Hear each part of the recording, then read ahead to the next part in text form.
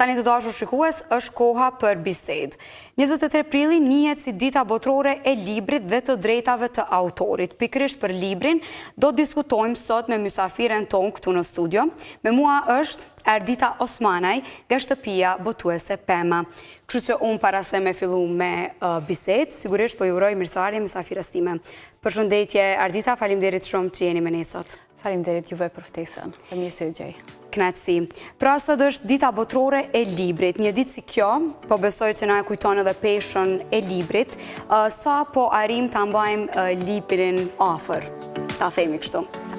Që mos me fillu edhe krejt me diçka negative, po normalisht që është shumë ndryshe se sa më përpara, po kjo nuk është faj veç një pjesë e caktuar, po realisht ka të bëjë edhe me ritmin e jetës, se sa shumë ka ndryshu, edhe normalisht zhvillime teknologjike, zhvillime të ndryshme, aktivitetet e jetës që i bojmë, kanë bërë nështë që na me lënë pak librin ma mbrapa, po prapë se prapë nuk mund të themi që jemi shumë të zhgënjur, sepse prapë pushihet diçka pozitive që të rinjt kanë fillu pak me pas një interesim ma ndryshe. Prapë se prapë kthehemi tek libri. Kthehemi prapë tek libri. Teknologjia nuk e zëvendëson librin asnjëherë. Ajo është e rëndësishme.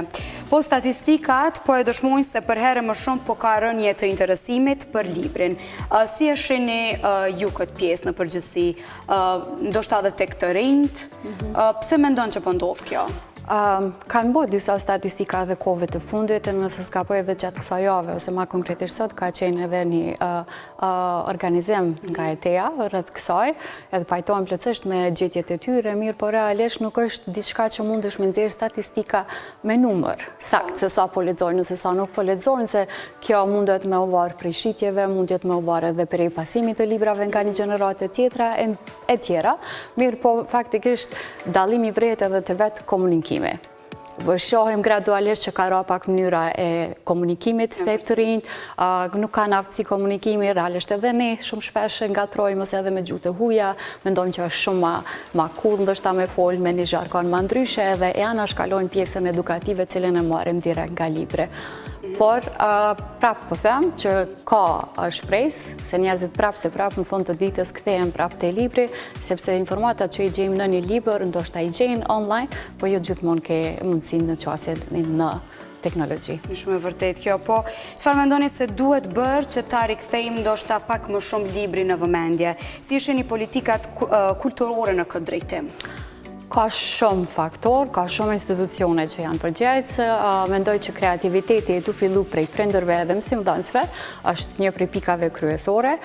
Nëse ne bëjmë një orë mësimore ma kreative, qoftë në gjuhën shqipe ose cilën do gjuhë cilën nxënësit e preferojnë, besoj që e arrijmë ngritë edhe nivelin e interesimit të nxënësit që më i qenë sa më pranë librave.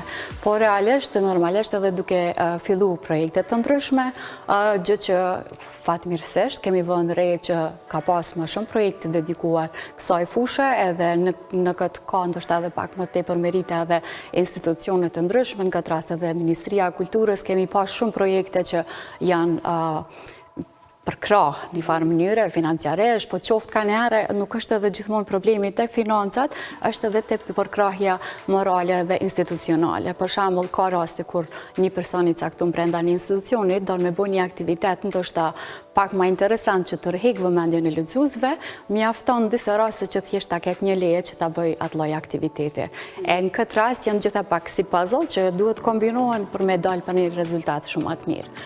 Që s'moj me thonë që e kemi fajin vetëm të një person ose të një person tjetër, po realisht është e ma e përgjithshme dhe është një çështje zinxhirore që duhet secili me kontribu nga pak. Po sa kanë rol shkollat në këtë drejtim? Sot e the pak edhe ju, është prezantuar edhe një raport i ETA-s, shqyrtimi kritik i lektyrave shkollore. A mendoni se ka ngecje në freskimin e listës lektyrave? Na kemi pas patjen me dalë në takime në shumë shkolla rreth Kosovës, kemi pas edhe takime me vetë mësimdhënësit që janë drejtu tek ne ose të shtëpia botuese ose te libraria Buzuku që e përfaqësojnë. Edhe disa prej kërkesave të tyre të vazhdueshme kanë qenë gjithmonë rreth librave. Fatkeqësisht në shumë shkolla, jo vetëm në Prishtinë, por në komuna të ndryshme, se tash nuk po drejtohemi gjithmonë vetëm te një komunë, ka mungesë edhe të stafit që e mirëmbajnë bibliotekën, librat e tjera, po gjithashtu ka edhe mungesë të librave. Kështu që për ata edhe thash edhe ma herët ndoshta është në disa raste problemi pak më i thellë, po fatmirësisht ka edhe komuna të cilat kontribuojnë masivisht në ofrimin e kushteve të përgjithshme në shkollë, e sidomos të pjesa e bibliotekës, për cilën edhe na kemi filluar një lloj bashkëpunimi me donacione të ndryshme të lektyrave, cilat i kemi bërë me standard më të lartë evropian, me ngjyra, me liçasje didaktike më të këndshme ndoshta për fëmijët, më atraktive që realisht nuk mund të vetëm i thonë fëmijët, ok, merre këtë libër dhe fillo lexo, po duhet me stimulu në mënyra të ndryshme. E ndoshta shpresojmë që fillon edhe vazhdon ky ritmi i interesimit që vetë është shfaq. Bëhet ndoshta edhe më interesant për ta. Shpresojmë shumë. Mos jetë ndoshta vetëm telefoni ose kjo pjesa teknologjike më interesante kështu në thojza. Edhe mësimdhënësit i shoh shumë shpesh për i kontakteve që na ka ra kohë me pas me ta, kanë interesim të jashtëzakonshëm që me gjetë diçka sa më të mirë për nxënësit e tyre, edhe kjo normalisht që na bën neve gjithve shumë krenar se nuk ndikon te një shkollë e caktuar, ndikon jo vetëm te një komune e caktuar, por mandej ndikon te gjithë vendi. Po e ngrisim nivelin e edukimit e gjitha tjera. Po tash një javë shtëpia botuese pra që ju përfaqësoni PEM ka nisur një fushatë të shpërndarjes së librave, donacione për shkolla. Si ka shkuar kjo nismë deri më tash dhe si është pritur në përgjithësi edhe nga nxënësit? Sot e përfunduam edhe njërin prej komunave, ne kemi bërë një ndarje se fatkeqësisht është e pamundur ne mi mbrit gjitha komunat edhe gjitha shkollat rreth Kosovës me një javë të caktuar ose një muaj të caktuar, kështu që kemi vendosur që gradualisht çdo semestër shkolla të ndryshme në mënyrë zigzake të bëjmë një përzgjedhje dhe të dërgojmë një donacion të librave. Në këtë donacion i kemi përfshi lektyrat më të reja, butimin PEM që janë 62 tituj të lektyrave, edhe hiç më larg se sot që e patëm rastin me i pa disa nxënës ata ishin prezant kur e bëm edhe dhurimin e këtij donacioni dhe ishin shumë të interesuar me pa, edhe fatmirësisht që ka qenë ndoshta edhe dita botërore e librit edhe patën aktivitete të ndryshme nëpër shkolla, normalisht që ka qenë shumë një ndjenjë mirë me i pa ata. Sigurisht. Po në përgjithësi çfarë lexojmë sot? A kemi lexim kualitativ? Tash, ka raste kur edhe botime kemi komerciale, po edhe lexime komerciale. Drejtohemi te një libër që vetë pse është bërë ndoshta i famshëm prej një publikimi caktuar ose një postimi të dikujt, edhe shkojmë marrim atë libër e lexojmë. Po prapë nuk është që dëmton, ajo faktikisht edhe një libër, çfarë do që e lexon, ne themi nuk ka libër të keq, prapë i jep efektin e vet. Por, ndoshta, këto edhe duhet të ndërhyjmë mandej edhe familja, edhe institucionet, që me kriju një bazë më të mirë edhe me orientu edhe gjeneratat e reja se çka është ndoshta më e mirë, më kualitative, më efektive për zhvillimin profesional të fëmijët edhe për të ardhmen. Tash në disa raste teknologjia është shumë e mirë, po në raste caktuar mund të jetë edhe e dëmshme se fëmijët janë të ekspozuar ta gjërave që nuk janë edhe shumë ndoshta niveli i duhur për ta. E këto është ajo ndërhyrja që ndoshta mund të ta bëj familja, një lloj kontrolli më ndryshe, mandej sugjerimet nga shkolla, sugjerimet nga DKA-t, edhe nga Ministria e Arsimit që të jemi gjithë në nivel. Merr kohë, po është diçka që bëhet. Po. Sa mendon ndoshta që duhet të ketë më shumë donacione sa i përket librit nëpër shkolla dhe sa mendon që është e rëndësishme kjo?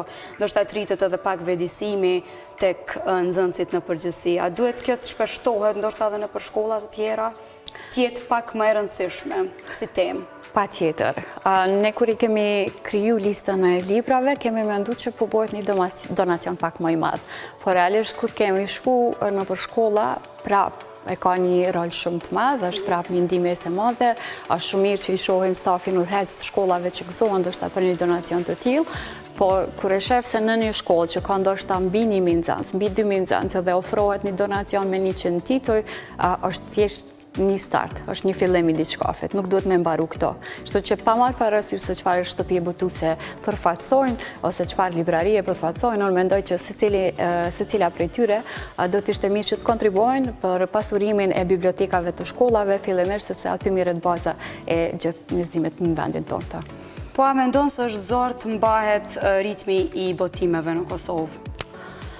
Normalisht, nëse e lidhim me atë rënjen që e përmendëm më herët, të rënjen e leximit, është edhe vështirë që të mbahet edhe linja e butimit, por me hulumtimet ka paskoshme, duhet hulumtohet edhe tregu, duhet hulumtohen edhe interesat e të rinjeve, se na normalisht numri më i madh i popullsisë përbëhet nga rinia, kështu që edhe fokusi duhet të jetë edhe te ata se çka i tërheq ata më tepër ose çka ata kanë më tepër nevojë. Për me plotësuar nevojat e tyre, duhet me qenë më afër tyre. Kjo bëhet veç me kontakt më të afërt, me bu një hulumtim edhe nëse kemi shitje, për shembull, i shohim se cilat libra apo shiten më tepër, çfarë zhandre. Mos shkojmë gjithmonë me përsëritje të titujve të njëjta, apo me sjell pak edhe risi, prap tash. Në këtë rast, komercialja mundet me qenë diçka pozitive, mundet me sjell një libër ndoshta që ka qenë shumë i famshëm rreth botës, mjafton që me sjell një interesim te ata. Po. Gjatë bisedës nuk mujton pa e përmend ndoshta edhe teknologjinë në përgjithësi, sepse pak a shumë lidhet me këtë pjesë dhe mendon që e largon pak njeriu nga libri, e cenon, ta themi. Çfarë mendon se duhet të bërë ndoshta ndryshe sa i përket kësaj pjese? Ndoshta prej vogël të mundohen edhe prindërit pak të largojnë fëmijët. Të sqarohemi, ne nuk jemi kundër teknologjisë, normalisht. Përkundrazi, përkrahem përdorimin e teknologjisë në mënyrë të kontrolluar. Por, ne kemi për shembull edhe distribuimin e librave të gjuhës angleze Hamilton, që e kanë një software dhe i kanë aplikacionet e veta dhe ti patjetër duhet ta kesh edhe pjesën teknologjike që ta përdorësh një libër të tillë. Por kjo duhet të bëhet prapë në mënyrën e duhur. Unë jam shumë kundër prindërve edhe njerëzve në përgjithësi që i ofrojnë fëmijët si zgjedhje të parë për temi popullor që t'ja mbyll gojën fëmijën ndoshta direkt me një telefon. Ti po e mëson fëmijën që të mësojnë ndoshta shumë mirë që edhe i shoh edhe për gjuhë huaja, krenohen prindrit që fëmiu po e flet shumë mirë gjuhën angleze ose gjuhën gjermane ose tjera, por realisht shumica e fëmijëve flasin gjuhën e huaj në mënyrë robotike, sepse e mësojnë direkt përmes telefonit, edhe realisht kur ti në të ardhmen i jep një mjet teknologjik atij fëmiu, do të drejtohet thjesht te gjërat jo shumë të vlefshme. Se nuk e din që ai mjet është për mësim, është një mjet për lojë, është për diçka që e humb kohën fëmiu. Kështu që prap gjithë zinxhir duhet me shku me një lloj bashkëpunimi që na me bën një reduktim të përdorimit të teknologjisë, kur nuk është e nevojshme se libri nuk zëvendësohet me teknologji, por teknologjia të shfrytëzohet për ato që libri nuk mundet t'i ofrojë. Për shembull, audiot. Po, në këtë rast. Është e pamundon që ti e imagjinon ndoshta tekstin ashtu, por është ndryshe kur e keni audio. Po në këtë rast prapë pa librin, audio është thjesht një dëgjem i kotë. Kështu që të dyja si kombinim bën, po zëvendësim njëna tjetrës nuk shkojnë. Ndoshta të menaxhohet në një farë mënyre të dyja këto pjesë. Bashkërisht. Po. Në përgjithësi e di që ka aktivitete sa i përket shtëpisë botuese Pema dhe në vazhdim që ju presin, çfarë do të ketë tutje? Kur kemi fillu me aktivitetin, prej vitit kalume kemi kriju edhe një lloj ekipe akademike që bashkarisht krijojmë aktivitete të ndryshme për mësimdhënës edhe për staf të shkollave, po edhe realisht edhe për nxënës. Kemi pas garat e gjuhës angleze Spelling Bee, kemi pas trajnime për mësimdhënës, e realisht prap do ta kemi. Vitin e kalume kemi pas Grand Event 1 që e kemi marrë në muajin gusht, ndërsa këtë vit do ta kemi më herët, edhe kjo i dedikohet mësimdhënësave me sjell diçka pak më ndryshe. Çdo vit tema ndryshon, këtë vit me qenë se po flasim edhe rreth librit edhe gjanave të ndryshme, tema do të jetë për mendimin kritik. Si të nxitet mendimi kritik tek nxënësit në përgjithësi, edhe që me bo më interesant. Interesim ka se përket këtyre ngjarjeve dhe aktiviteteve, edhe sa i përket mësimdhënësve, janë të gatshëm. Shpresojmë që është prapë si vitin e kaluar. Vitin e kaluar kemi pas 500 mësimdhënës që kanë marrë pjesë, edhe është dashur të mbyll aty se ka qenë hapësira e kufizuar që nuk ka zonë edhe më tepër. Kështu që të shohim edhe këtë vit se si do të ecë. Interesimi i mësimdhënësve është edhe përgjegjësi mandej për neve që edhe na më mbajt ritmin e punës gjithmonë konstant që mos me qalu asgjë në suksesin e punës. Lidhe zinxhir kjo punë, po besoj. Prapë. I kemi mbet ashtu të kjo. E vërtet. Po falenderoj shumë që gjetë kohë me qenë pjesë e Ekspresit dhe që i ndave me ne këto informacione shumë të rëndësishme, që besoj i duhet shoqërisë tonë padyshim.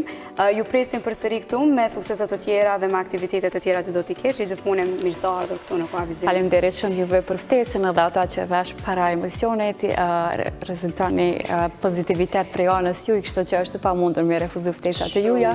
Faleminderit edhe një herë për përkrahjen, jo vetëm të shtëpisë Botuse Pema, por realisht gjithë personave që janë pjesë e emisionit juaj. Shumë faleminderit. Faleminderit. Faleminderit për fjalët bukura.